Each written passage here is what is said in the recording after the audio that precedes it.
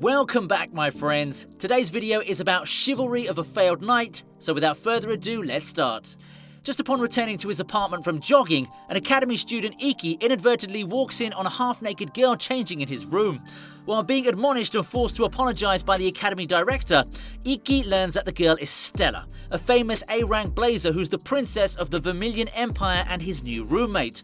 When Stella announces a set of house rules which Iki objects to, the director has them stage a battle, with the loser having to obey the winner unconditionally. Iki accepts, despite the disadvantages of his low rank. He's an F-rank blazer, stating that he has to work hard in order to win the 7-star Sword Art Festival. So during the mock battle, he demonstrates powerful fighting skills and memorizes Stella's techniques, which he uses against her through his technique Blade Steel. As a last resort, Stella activates her noble art, but Iki counters it with his own noble art, outmaneuvers her attacks and strikes her, winning the battle but collapsing from exhaustion. Later, the director visits Stella and explains that despite Iki's strength, he flunked the academy's evaluations due to his peculiar style. She then recommends her to follow Iki's style so she could improve. Returning to the apartment, Stella apologizes to him for her behavior. Iki then reminds her of the deal they made for the loser to obey the winner from now on, and then orders her to be his roommate. Iki's younger sister Shizuku, who he hasn't seen in 4 years, arrives at the same academy as a new student. In class, Iki and Stella learn about the selection match for the 7-star Sword Art Festival from their teacher.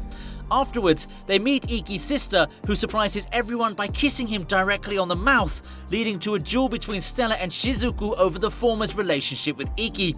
The following evening, Shizuku meets her roommate. Meanwhile, Iki tells Stella that he was born without any talent in a family that produced great blazers.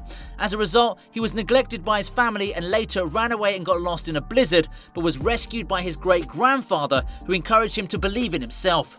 Afterwards, he strove to become just like his great-grandfather and was accepted into the academy, but when his family discovered it, into creating a set of class requirements which were responsible for Iki's failing grades until the new academy director arrived, though she's also pressured as a result. Iki then states that his constant harassment will never come to an end. Later, while Iki's taking a bath, Stella joins him, and the rest I'm sure you can imagine.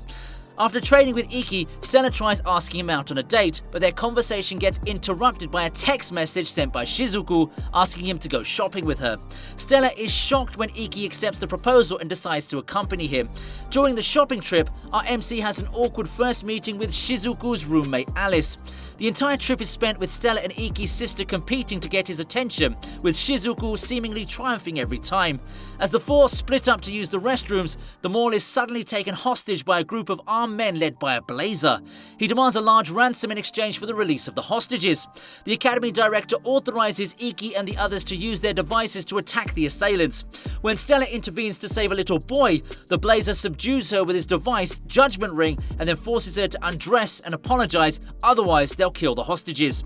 Shizuku takes advantage of the gunmen's distraction to protect herself, Stella, and the hostages with a wall of water, while Iki jumps and cuts off Blazer's left arm, preventing him from using the Ring of Judgment. While they think they're already safe, a lady who turns out to be also from the gang takes an old woman hostage. Suddenly, another blazer, Kirihara, arrives and subdues them. Later, Iki thanks him for saving them. Kirihara ironically refers that weak people need to be saved and tells that Iki had a match against him but ran away. He also announces that he'll be Iki's first opponent in the upcoming match. During the selection match, Stella, Shizuku, and Alice easily defeat their opponents. Meanwhile, Iki begins studying Kirihara's noble art, which renders him invisible and makes it difficult to even detect him using the other senses. Later, Iki meets up with Shizuku's roommate and tells him about his previous match against Kirihara during the previous school year, when his family still had influence over the academy's superiors. Kirihara had been harassing him with his device, and Iki refused to fight back, believing it would be used as an excuse to expel him. In the next day's match, Kirihara starts off by activating his noble art, which covers the battlefield in an illusionary forest. At first, Iki's able to deduce his location by observing the visible arrows he fires, but Kirihara uses a new improved technique he developed, which also allows his arrows to become invisible and injures Iki. Enraged, Stella stands up for Iki and tells him to continue fighting. Using everything he learned about Kirihara's attacks, a rejuvenated Iki pinpoints his location with his noble art and defeats supports him, then collapses from exhaustion. When Iki wakes up at the hospital, he sees Stella and confesses his feelings for her. Initially embarrassed by the confession, she then kisses his cheek. The two then promise to meet and fight each other in the final match of the festival. 2 weeks have passed since Iki's battle with Girihara. Iki has progressed through the following matches with ease, quickly losing his school nickname of the worst one and gaining the new nickname of another one, and becoming popular with the other students, volunteering to mentor them in perfecting their strength using what he's learnt about swordsmanship. However, Stella becomes frustrated when Iki isn't paying enough attention to her during the time since they became a couple. Iki later takes everyone to the local swimming pool for more training. There, Shizuku and Alice discuss about the former's affections towards Iki despite their biological relation. Meanwhile, after talking about her and Iki's relationship to a classmate, Stella and Iki get into a fight after she reveals her misinterpretation that Iki no longer likes her, which he quickly denies. After the two cool down and settle out their problems, Iki suggests they both blurt out what they want to do right now with each other, and Stella agrees. Then they look at each other and kiss. On the way back, Iki and Stella are informed that their next opponents are members from the student council. As Iki and Stella continue to make progress in the selection matches, Iki notices he's being stalked by a female student who eventually identifies herself as Ayase, the daughter of a famous swordsman. She'd been hoping to ask Iki to help her improve her swordsmanship, but was unable to approach him directly because of her fear of men. He agrees to help her, to the surprise of both Stella and Shizuku. During training, he deduces that Ayase's problem lies in her imitation of her father's style, which is impossible to accomplish. He then proposes that since she's now fully dedicated to imitating her father's style and can't utilize any other technique, she must adjust her position by understanding her anatomy. With this advice in mind, Ayase is able to land a hit on Iki with ease. While accompanying our MC and Ayase home, Stella asks Shizuku if she's jealous of Ayase, and she replies that she isn't, then hopes that Stella will always take care of Iki and never betray him. One night, while having dinner with Ayase, Iki and Stella meet a blazer known as Sword Eater. He begins harassing Ayase and then injures an unresisting Iki when he stands up for her. Afterwards, the trio is approached by members of Academy Student Council who commend Iki for not retaliating against the Sword Eater. As they walk back home, Iki and Ayase are informed that in the next matchup they're going to be fighting each other. The following night, Iki meets up with Ayase on the school rooftop at her request and makes a situation, prompting Iki to use his noble art to save her. She reveals that she planned to prevent Iki from using his abilities during the match since he can only use it once every 24 hours. Now weak and exhausted, Iki somehow makes it back to his room where Stella, who was having a perverted dream, awakens and helps him. Now he has to fight Ayase without his abilities and on a battlefield rigged with traps that she set. However, Iki, who has learned why she's so determined, still wants to help her regain her pride. Despite sustaining serious damage, Iki isn't only able to see her through and defeat Ayase, but also to break through to her and offer his help so that she could regain what she's lost.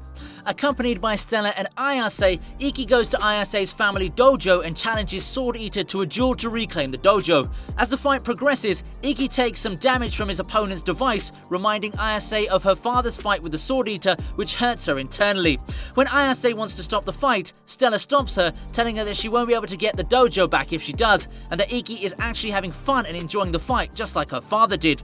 She then realizes that the apology her father gave at the end of the fight was to Sword Eater for not being able to execute his final move and collapsing midway in the match.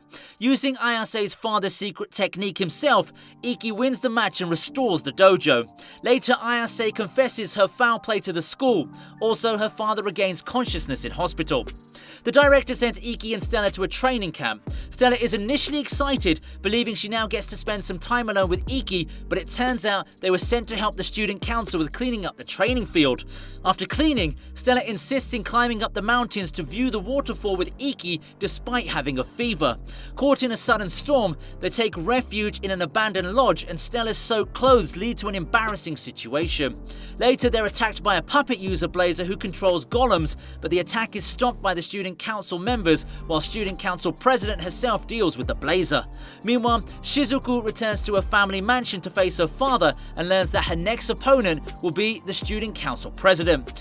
Iki and Stella are worried because they've seen student council power for themselves. Shizuku's determined to win to prove that she's strong enough to stand beside her brother against everyone, but the president is calm and collected. As the battle progresses, Shizuku realizes that the president is faster and stronger than her, so she opts for a defensive weapon and long-range water-ice tactics. She covers the arena in ice to give herself a terrain advantage, but the president is able to see through her attacks. When she demonstrates the ability to instantly close the gap with her trackless step, Shizuku fills the arena with a thick mist to use her final attack against her, but unfortunately loses the match to the president's attack. The ethics committee, which is controlled by Iki's family and an ugly bastard, create a scandal by photographing Stella and Iki kissing on school grounds. Iki later gets arrested and is placed in a special prison owned by his family, where he's continuously interrogated and forced to fight the selection matches even while being imprisoned. Despite the odds being against him, Iki continues to win his matches. During one of his hearings, he appeals to speak to his father, which to everyone's amazement is granted. However, his father tells him to quit the selection process. If Iki wins, he would cause unrest in his father's organization by inspiring those without magical ability to aim higher. Iki is distraught that his father still refuses to acknowledge him. The ethics committee informs Iki that his final opponent in the selection matches will be the student council president, and if he loses, he'll have to give up his dream. Iki's final match with the president is to be televised to the whole world. Stella and Alice win their final matches and spots at the Seven Stars Battle Festival.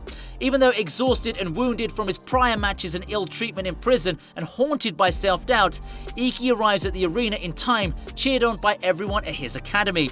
The president, as well as everybody else, know that the fight is fixed, but still want to test Iki's resolve to fight. He defeats the president with one hit and surprises everyone. Refusing to accept the outcome of the match, the ugly bastard tries to attack Iki, but Stella runs to his rescue and easily knocks off the bastard along the way. As Stella is near Iki, he proposes to her while it was still being broadcast to the entire world. A ceremony is held honoring the school's 6 representatives for the 7-Star Swords Arts Festival, and Iki is named the leader and flag bearer by the student council president. So this is it for today's video. If you like the video, give it a huge thumbs up and subscribe to the channel for more videos. Farewell till next time.